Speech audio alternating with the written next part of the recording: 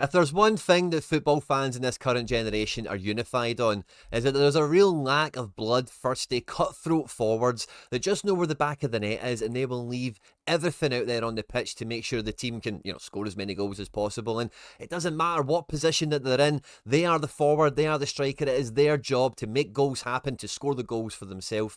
And one player that's now starting to emerge from the crowd to really rise up as being one of the players that is maybe a bit of a throwback to a time gone by is Matheus Cunha, a player I've been a huge fan of on this channel, and I've had a lot of fun covering since he's joined Wolves. But this is a player that has really went under the radar for the last couple of seasons in a big way, whether it be his stint at Atletico Madrid or Leipzig or whatever else, Hertha Berlin, where it never really totally worked out for him in his early 20s. Coming to Wolves and coming to the Premier League was always going to be a massive test for him. Could he make the step up? Could he fulfill his potential? And especially at a club that, let's just call a spade, are and have been a bottom half side since he's been there, and he has really started to come into his own over the last couple of weeks and months. I would even rip this all the way back to the back end of last season when Gary O'Neill's team were really fit and firing and firing on all cylinders and getting points on the board. But now that his talent is starting to show itself and everyone can see it's plain as day what the qualities are that he brings and what sort of player he is, you can feel already in January there's going to be a queue of clubs, especially within the Premier League,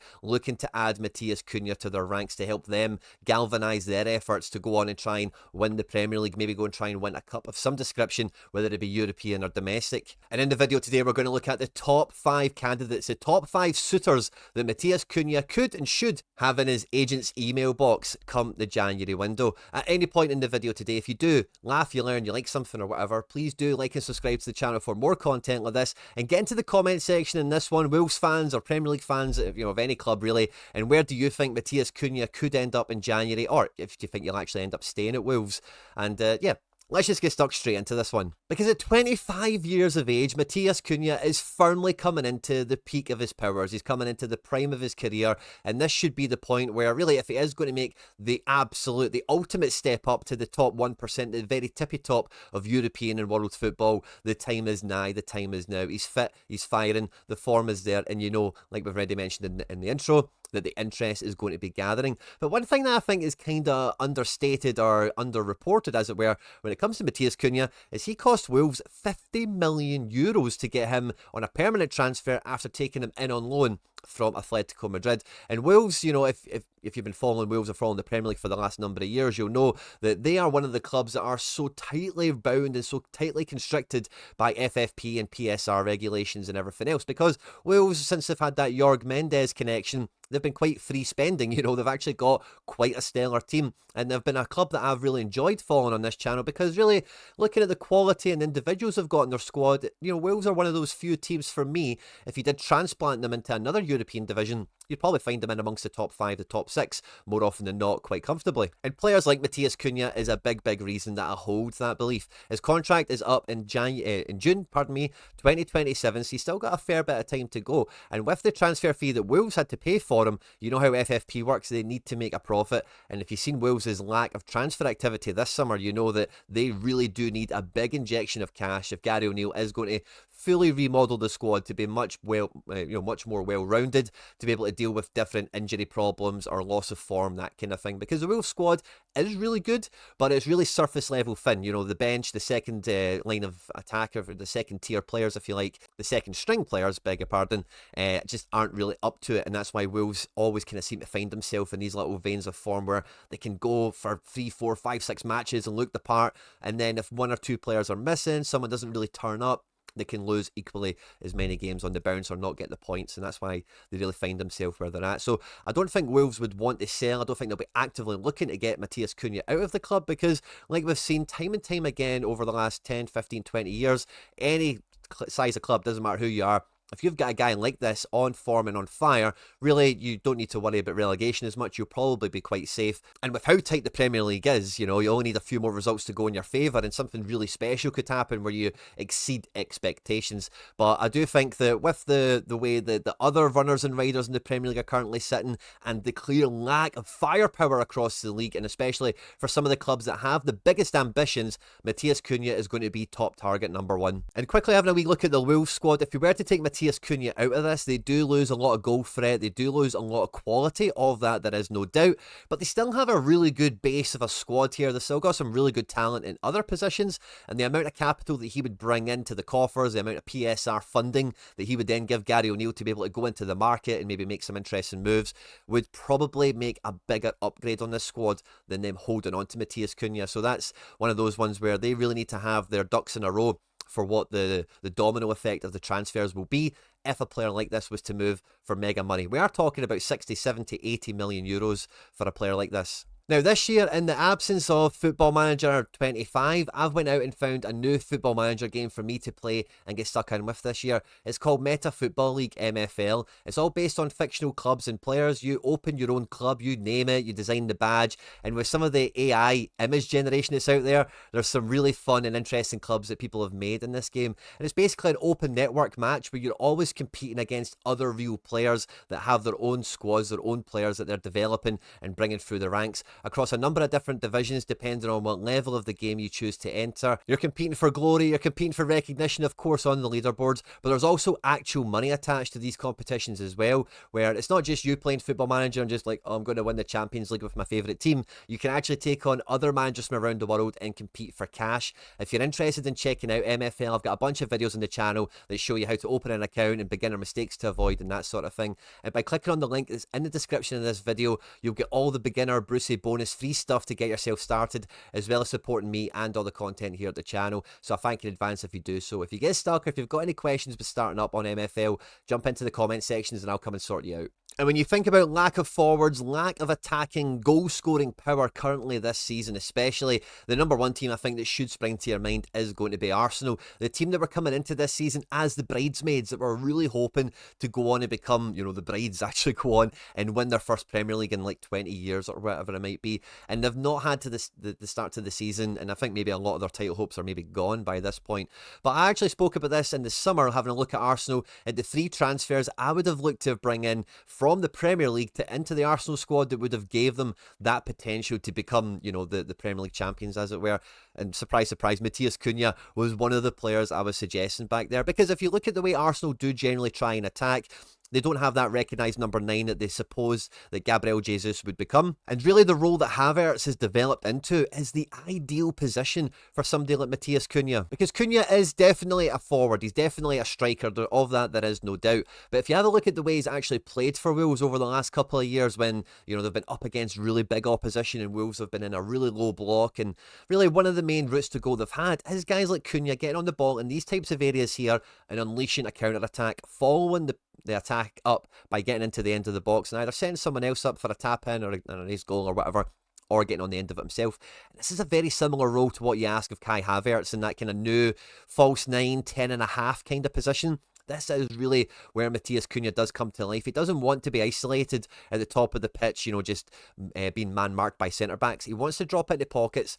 He wants to have link-up play with the midfield. He wants to get out into wide positions and causing little overloads in, you know, the wing areas before then joining in on the attack in the centre ground. And really for the whole philosophy that Arsenal have, once you get out of the defence for how, you know, tight and compact they're trying to be, but when you look at, you know, the creative and the attacking freedom that they give their front 5, front 6 players, depending on how the play pans out, for me, Cunha would just fit right into this. And it's not just even in the centre forward role that I think he would be best in, but even in this type of Trossard type role, where he is a wide forward, where you are expecting him to get back a little bit more and be involved in play in tight areas where, you know, there's maybe 4 versus 4, 3 versus 4. You've got to be really clean on the ball, pass and move, run into space, that kind of thing. He really does excel at that. And again, he's a very good team player. So coming down the left, bursting down the right, whatever it might be, you know he's always going to have the team's best intentions at mind. And he's not a glory hog where he's just always going to be shooting from any angle and just trying to get his own name in the headlines, as it were. He's a very team-first attacking type player. Now, the very first time I came across Matheus Cunha was when he was playing at RB, was it Leipzig or Salzburg? I forget. It was one of them, but they came to Celtic Park, and he was very, very impressive for me, and he's a guy I've just always followed in his career. And if you see the goals that he scored this weekend, you know, the one-touch finish from the edge of the box especially, he's got such a variety of goal-scoring potential, where it's not just the normal striker stuff, you know, getting on the end of a cross and getting a foot on it, getting a head on it, but he can actually do the spectacular spectacular as well. He's been capped 11 times by Brazil, and it's quite clear the potential that he does have in these forward areas. And for me, he would really fit into this Arsenal team like a hand into a glove. And the versatility that he offers, alongside the versatility of the likes of Havertz and Trossard and even Martinelli, would give Mikel Arteta many more options coming into matches for any weaknesses they want to try and exploit on opposition, as well as any strengths that they are bringing that they can try and further enhance. So for me, I think Arsenal would be very, very smart to go out and get Matheus Cunha. And really, if it was the only transfer they brought in the January window, I think, the markable difference it would make to their options and how dangerous they are in attack would be there for all to see. Now, when it comes to Premier League transfers and the rumour mill especially, the number one club that they're always going to link to any top star from within the Premier League is Manchester United, of course. They've just appointed a new manager in Ruben Amorim, and I've got a big deja vu, similar to that Arsenal video I referenced already, where I'm quite certain when we were looking at the incoming arrival of Joshua Zirkzee, who had one good season in Italy after a bit of a, drama-laden career to this point, really. It felt like the sort of profile that they were after with a Zirkzee is very much just the sort of guy that Cunha actually is. A very hard-working forward that doesn't mind pressing the front line, but can drop into pockets and link up with the key playmakers, the key attacking players coming from the wide positions and from central midfield. Now, with Ruben Amorim taking over at Manchester United, at that point of recording, I've not seen, the first game that he's been in charge of hasn't actually happened yet. So we're still yet to see if he's going to remain true to the style that we've seen from him at Sporting Lisbon, where it was much more of a 3-4-3, a 3-5-2 type of shape. And in which case, even if it was, Zirkzee feels like he's going to be leaving anyway, but even if it was that Sporting Lisbon type shape, that Matheus Cunha would still fit into this extremely well. With the likes of Bruno and wee guy Garnacho in support, this would be a front three that I think would be much more befitting of the Manchester United that a lot of the fans think that they've been missing out on over the last couple of years. And I do think, from what I've seen of the Sporting Lisbon Amorim has had over the last number of years, that Matheus Cunha has the work ethic and has the finishing ability to be the arrowhead forward in this team. And Manchester United certainly will have the money that Wolves would require for Matheus Cunha to exit the club. And this would be a move, again, similar to what I was saying about Arsenal. You're looking at 60, 70, 80 million euros probably, because of the high fee that Wolves paid. He's 25 years old. He's a Brazilian international. He's got more to come from him. And really, when you're buying from within the Premier League, we've seen this time and time again. It used to be Sir Alex Ferguson's special move, which is going into the league and buying Michael Carrick from West Ham, go and buy Rio Ferdinand from Leeds United. Just go and get the best players in the position that you need that are already proven from within the division. So this feels like it would be a bit of a return to the familiar transfer policy that we've seen at Manchester United, and it does feel that this would take a huge burden off the likes of Højlund. You could definitely not require Rashford as much as well, because even this Rashford role, Matheus Cunha would be excelling in as well. Like I mentioned already, as a guy that wants to drop deep into pockets, wants to be involved in play, is very high tempo, is very busy, and is very quick to then get into the final third. So he's not just a guy that could be that arrowhead, as somebody like Højlund did emerge as being maybe a guy that could fill those boots, could fulfill that potential, but he could also give some other options to be in that forward trident that Amorim has favoured in the past. Now, this might be somewhat controversial, right? But if I could put Matheus Cunha at any other club from within the Premier League, I would be picking Aston Villa. Now, again, a bit of a contentious one. I know it's a bit of a Midlands rivalry there, as it were. But it's been clear to me all season long that Aston Villa are missing that extra little bit of firepower, that little extra injection of pace that can take the ball from the deeper kind of midfield positions that they operate in to feeding Ollie Watkins, to finding Morgan Rogers, John Duran, whoever else might be playing up front. And although when you look at Matheus Cunha and you think about, where he would fit, generally, like we looked at with Arsenal and Man United there, you're thinking about one of the very arrowhead forward area positions. But when I look at Aston Villa, I've said this, I've been on record with Villa a few times, that I really do think, look, Philogene looks okay. Bailey has not turned up this season. And with no Moussa Diaby, there has been a real lack of a player that, Rogers is good at it, but Rogers isn't like electric fast, and he's kind of the only guy that's really got this in his bag. Yeah, Ramsey's got a bit of it as well, of course, being able to take the ball from these deeper positions, drive up the pitch, and then find, the goal scorers themselves. But for me, Matheus Cunha could challenge Watkins, could give a bit of extra, depth cover for the forward positions alongside John Duran, because there is still that fear with Villa that if one of these guys gets injured, you're back to just only having one forward again. And with them trying to get back into the top four, get into Champions League football again next year, qualify for the Champions League playoffs this year, as well as any other domestic cup competitions that they're going to be going for, An extra actual forward is always going to help them. But for me, Matheus Cunha, either like we've seen with Bailey and formerly Diaby in the past, of being like kind of the forward, but when Aston Villa don't have the ball, they get into this kind of wide midfield position so that they've got two banks of four. They're keeping the space really tight, and there's not much space for the opposition to play within. And then when the ball turns over, they know they're an attacker, they know they're a forward, and they can go and spring on from there. Because Cunha has certainly got the work ethic for it. We've seen that at Wolves time and time again. That he's very tactically switched on. He's got a great football IQ, and when you look at the rest of the Aston Villa team, that is something that seems like a bit of a prerequisite for Monchi and Unai Emery. Now, this transfer might be a bit rich for the blood of Aston Villa at the moment because FFP and all the rest of it is so tightly wound, and Aston Villa had to do some very interesting transfers this summer to be able to remodel the squad in the way that they actually did. But I think if they do have, money to burn, they've got money to spend in this January window, the Matheus Cunha fixes a lot of problems for them. They get that extra player that could play in. Cunha could even play like in the front two with Watkins. You have Rodgers out on the left or Ramsey or whatever, and again you've still got Cunha doing that dropping in deeper position, maybe a bit more centrally. And then maybe you've got a Bailey, maybe you've got a McGinn out here or a Ramsey. You've got Rodgers on the other side.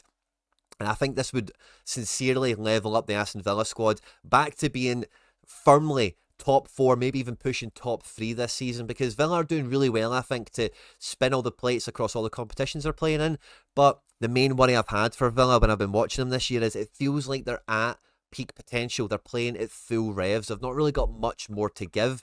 And that's because they just don't really have any other strings to their bow. They've not really got another player that can really come into this attacking setup that has something totally different. Last year, I know Zaniolo didn't really do too much, but when Zaniolo was coming off the bench, like that's a real different dynamic threat. We mentioned Diaby earlier on as well, of course, and it does feel that element is what Aston Villa are really missing this season versus last. And for me, this one transfer fixes like 3 problems for them. With Aston Villa having such a big squad and such a big stock of players, as it were, I wouldn't rule out that they could maybe get some business done with Wolves where, yeah, they're paying a lot of money for Cunha, but maybe there's a fringe player or two, maybe even a youth player that are within their ranks that they could send to Wolves to make the deal a bit easier for them to do, where they don't need to go out and outright spend on, another defender, because Wolves are really, really tight at centre back, or another position it could be. But this could be maybe a move where Villa need to be a bit more creative. So I just don't think they'd have the raw money to make it happen.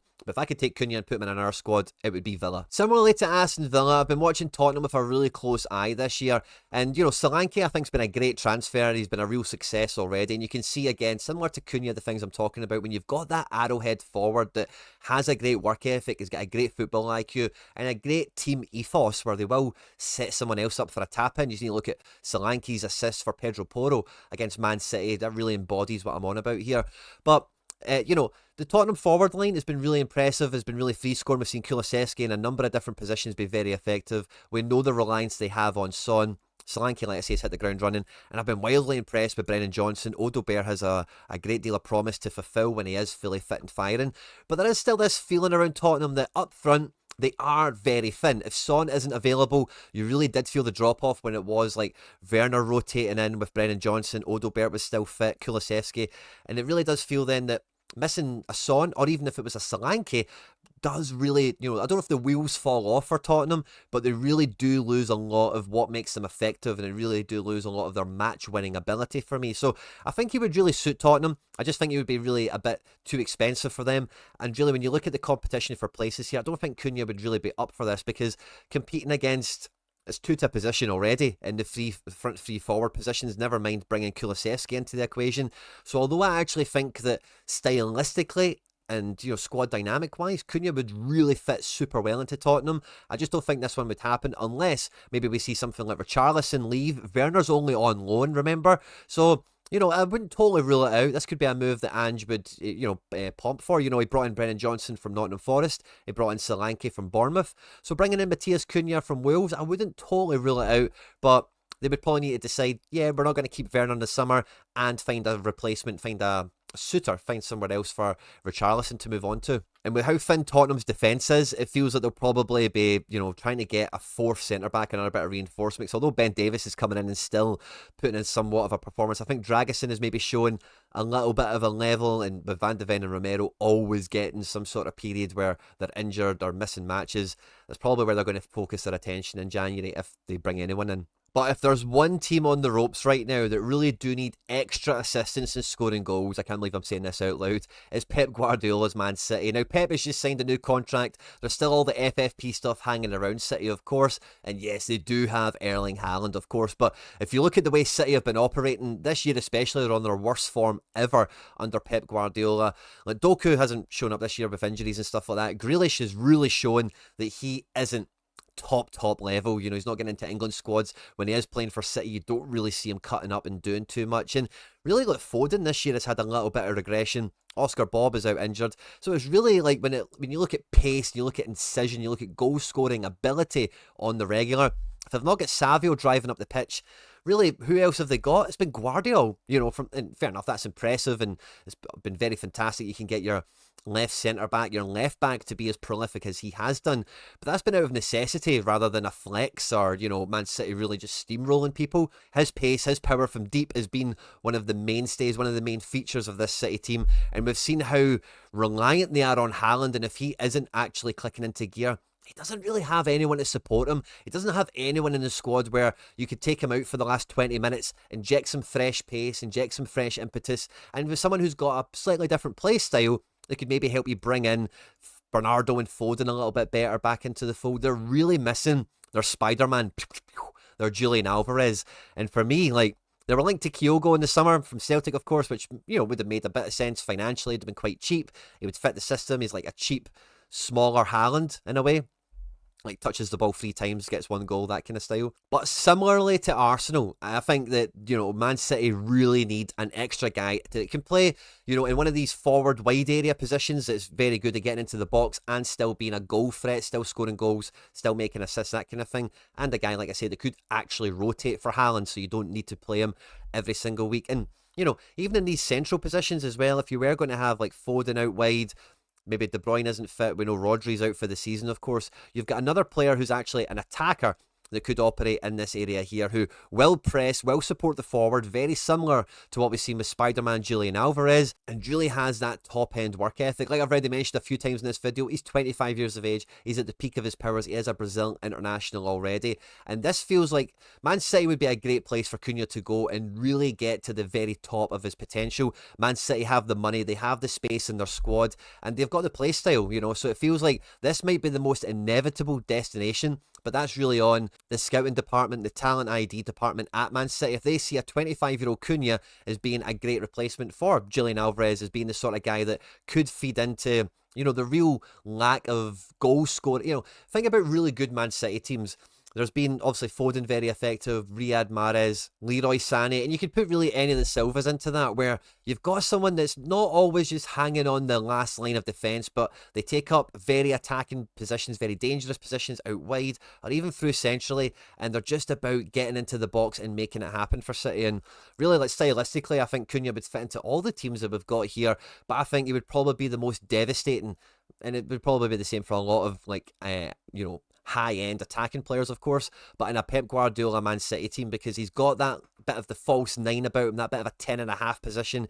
He can play out wide, he can play through the middle, and Pep Guardiola loves versatility. All these top teams do. They love players with good, strong football IQs, and Man City probably have absolutely everything at the tip of their fingers where making this transfer happen would make the most sense. It would be the most successful. It would be very, very easy for them. And looking at the Premier League, how it sits now for the 5 teams that we've profiled as potential destinations for Matheus Cunha, you can see Man United on 12 goals in 11 games desperately need firepower, actually need goal scorers in their team. And with Aston Villa, like, they were much more free scoring this time last year. They were averaging 3-4 goals a game more often than not, and they're not quite at 2 as an average. And you do feel that, quite obviously, like, if they could get another couple of goals, with how tight this league is, they're very quickly on the heels of the likes of Chelsea, Arsenal, Brighton up here in 22 points. Tottenham at the moment are on 27 goals. They're actually the top goal scorers in the division, would you believe it? And on 13 goals conceded, Ange Postecoglou's team is one of the better defensive outfits, despite the narrative that goes on around Tottenham at the moment. So Like I say, I think his impact would be felt there, but he's maybe not as desperately needed there as he is at the likes of an Aston Villa, a Man United, or even Arsenal. 21 goals over 12 games for a team that wants to go on to try and win the Premier League, wants to go on and do well in the Champions League. You just need to look at Arsenal's games. They're just not scoring enough goals. Martinelli, Trossard, Havertz, all these guys, none of them have got 20 plus goals a season in them. Cunha hasn't done that, of course, in the Premier League as of yet, but in this system, like we've seen on the tactics board earlier, for Arsenal, or for Man City, who are only one goal better off, and have conceded 5 more goals than Arsenal. These teams are in need of goal scorers, they're in need of firepower, and they're in need of someone who they can trust to hit the ground running. They're not bringing them in from Serie A, they're not bringing them in from Argentina or La Liga or Germany or anything like this. It's a guy that's been doing it week in, week out. Fair enough, he's only been playing weekends while he's been at Wolves, whereas these other clubs do juggle with midweek and weekend football. But you know, again, like I referenced already, this used to be Alex Ferguson's special move that kept Man United at the top of the Premier League, and I think Man City and Arsenal in particular would be very, very wise to take a leaf out of the page of Sir Alex Ferguson on this one. I hope you enjoyed this one, guys. I'm looking forward to catching your thoughts and feelings in the comment section down below. Will Cunha still be at Wolves at the end of the January window, or will he end up at one of these top 5 Premier League suitors that we've lined up in the video today? On screen and now some other stuff that I've made that YouTube thinks you might enjoy. I hope you enjoyed this one. Don't forget to hit like and subscribe, of course. Stay out of trouble, and I'll catch you on the next one.